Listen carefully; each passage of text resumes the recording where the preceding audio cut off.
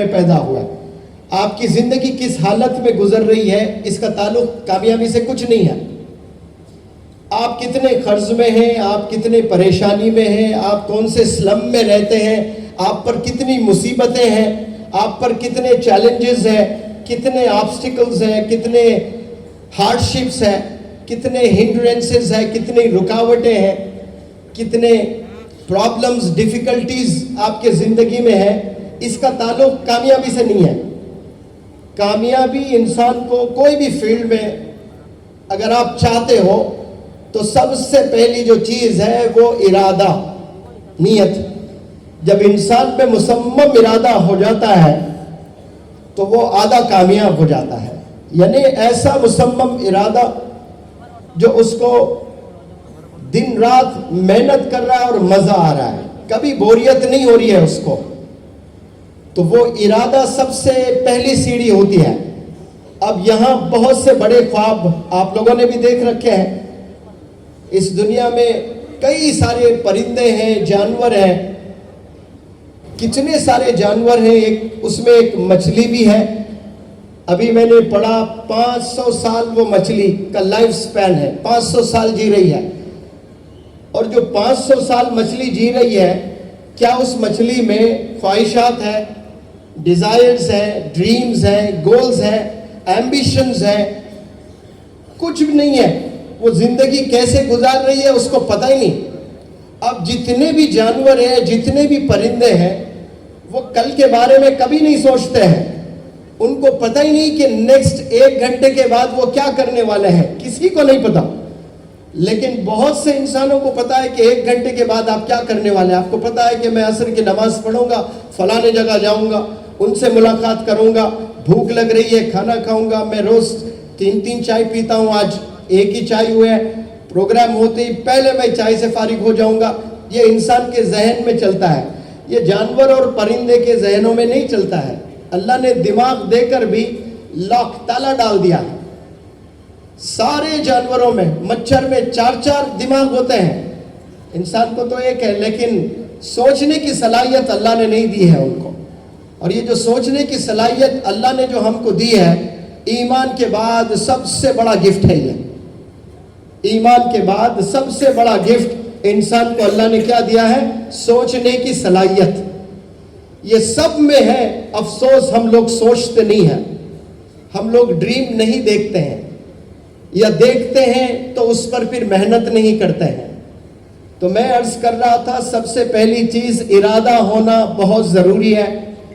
ارادے کے بعد اچھے ادارے کی تلاش کرنا, کیونکہ اچھے ادارے میں آپ کو اچھے اساتذہ ملیں گے.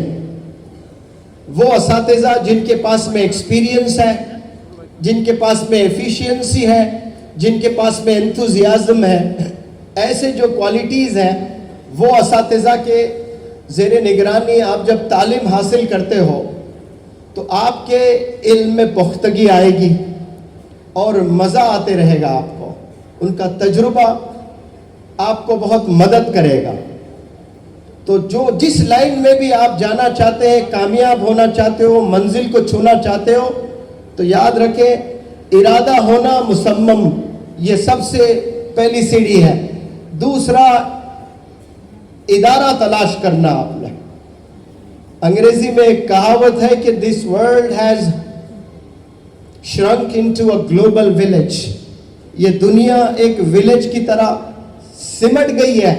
اتنا آسان ہوا ہے کمیونیکیٹ کرنا, یا ایک دوسرے کے سے ملاقات کرنا, یا دیش کے اس کونے سے اس کونے تک, یا پھر کنٹریز کے سیر کرنا بے حد آسان ہو گیا, جو 200 سال پہلے آسان نہیں تھا کمیونیکیٹ کرنا.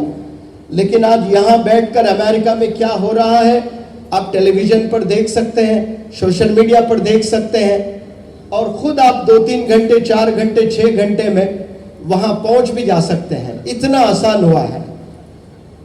تو یہ ادارے تلاش کرنا گویا بہت آسان ہو گیا. اسی لیے حدیث علماء سے میں نے سنا کہ دین سیکھنے کے لیے اگر آپ کو چین تک بھی جانا پڑے تو چین جائیں آپ. اس کے حوالے سے میں کہہ رہا ہوں کہ اچھے ادارے تلاش کرنے میں آپ کو دیش بھی اگر چھوڑنا پڑے تو آپ کو چھوڑنا پڑے گا، جانا پڑے گا آپ کو. آپ ہی کے گاؤں میں بیٹھ کر ساری چیزیں نہیں ملنے والی ہے آپ کو. قربانی دینا بے حد ضروری ہے. آدم علیہ السلام سے لے کر آپ صلی اللہ علیہ وسلم کم و پیش 1,24,000 پروفٹس آئے ہیں. اس میں نا اپنے خواہشات کو چھوڑنا، اپنے گھر کو چھوڑنا، محلے کو چھوڑنا، گاؤں کو چھوڑنا، اور تعلیم کے لیے دور دراز بھی جانا پڑے آپ کو جانا ہے، اور تعلیم اور سکلز آپ نے ڈیولپ کرنا ہے انشاءاللہ. اور یہ دو چیزوں کے علاوہ اور مزید بھی چیزیں ہیں. وہ کیا ہے کہ نمازیں پڑھ لیں لیکن آپ کے بول والدین کے ساتھ صحیح نہیں ہیں، والدین آپ سے ناراض ہے تو پھر اللہ بھی صاف صاف کہتا ہے کہ میں بھی آپ سے ناراض ہوں. اور 850 کروڑ جس میں کئی پریزیڈنٹس، کئی پرائم منسٹرز، کئی بزنس انٹرپرنرز، یہ سب جڑ جائے آپ کی مدد کے لیے، اور اللہ ناراض ہے، آپ کو لے آ کر پیڈسٹل اونچے تخت پر بھی بٹھا دیں، آپ کی کچھ پل کی کامیابی اس دنیا میں رہے گی لیکن اللہ کی نظر میں آپ کچھ نہیں ہو جب اللہ ناراض ہے. تو یہاں میں پورے ہندوستان میں گھوم گھوم کر ورکشاپس کرتا ہوں. 10 میں 7 پیرنٹس کو پریشان پاتا ہوں. 10 میں 7 دہاڑے مارتے ہوئے روتے ہیں پیرنٹس قصے سنا کر.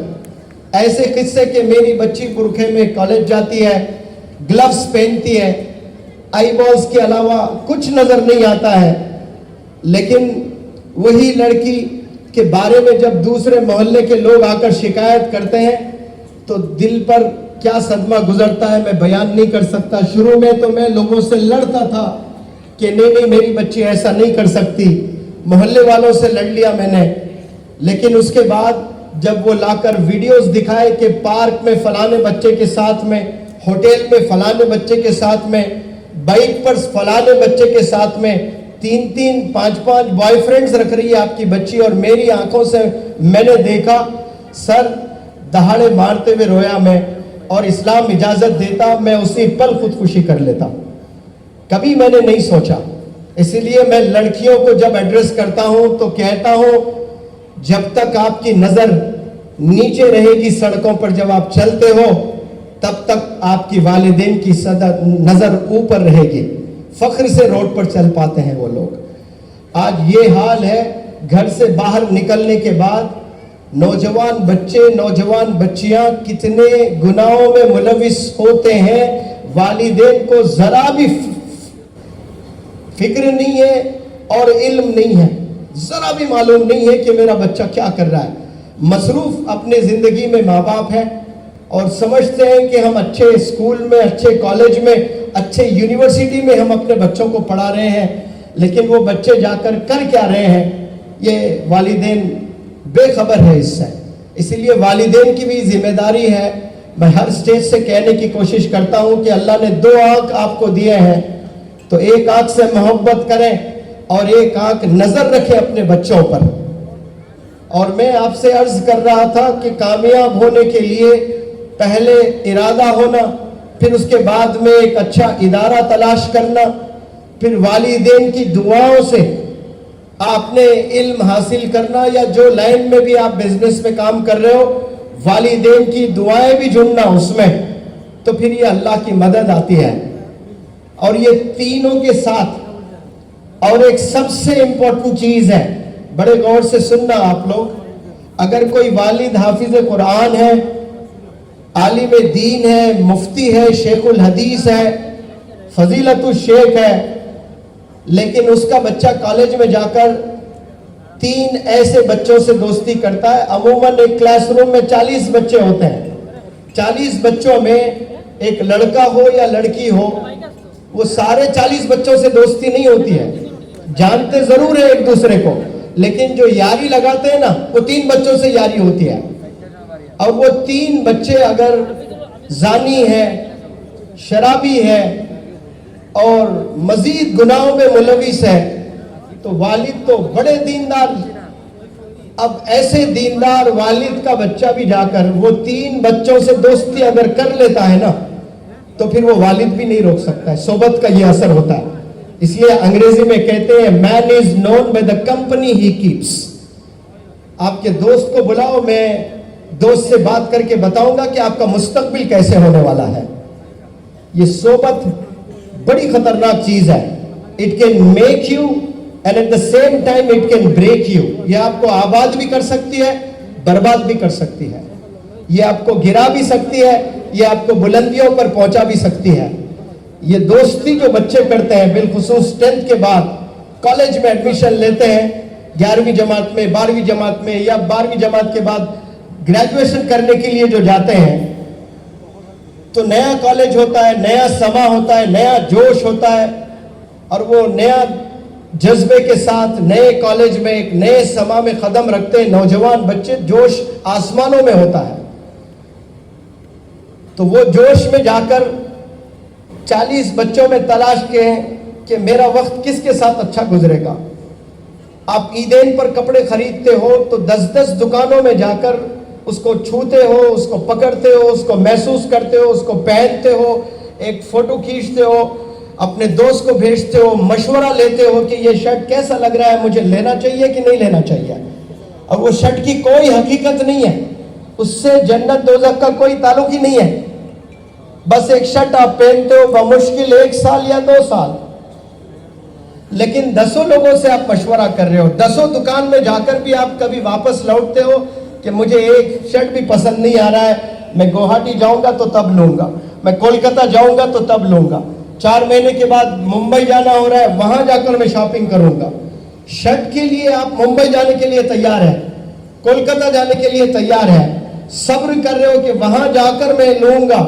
لیکن جب ایک دوست کو سلیکٹ کرتے ہو آپ, تو ان میں آپ نے کوالٹیز دیکھنا ہے کہ اس سے میری دوستی ہو رہی ہے, اس سے میں نے یاری لگانا شروع کر دی ہے, کیا یہ گاڈ فیئرنگ ہے, کیا یہ اللہ سے ڈرتا ہے.